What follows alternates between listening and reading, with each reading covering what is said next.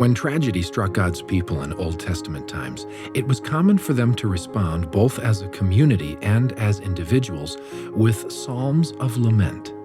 A psalm of lament is essentially a song of devastation or frustration to the Lord regarding trials and a petition for His help.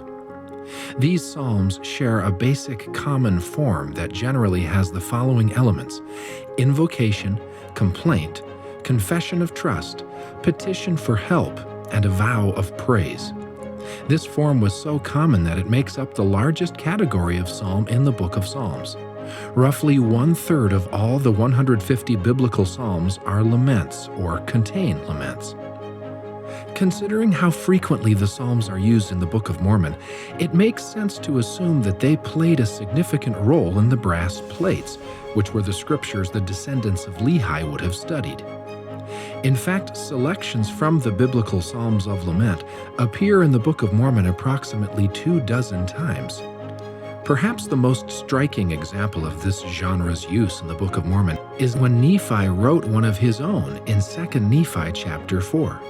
Nephi wrote, "My soul delighteth in the things of the Lord, O Lord.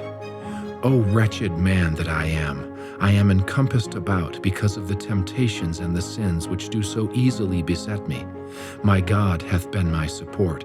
O Lord, I have trusted in Thee, and I will trust in Thee forever. O Lord, wilt Thou redeem my soul? Wilt Thou deliver me out of the hands of mine enemies? Wilt Thou make me that I may shake at the appearance of sin?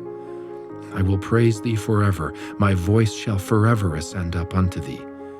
Nephi's psalm depicts a soulful cry of anguish and a passionate plea for help.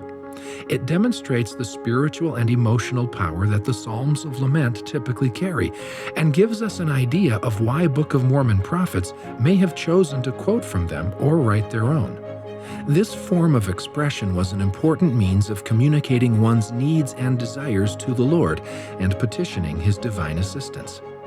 The specific form or structure for these laments that has been described here was most likely established so that once recorded, a lament could be reused by others. Although a psalm may have been written in response to a particular event or tragedy, the structure of the piece ensures that it can be applicable to a much broader audience. It's this universality that gave meaning to the authors and readers of old that provides the same deeply personal application that readers today can relate to and use on their own spiritual path.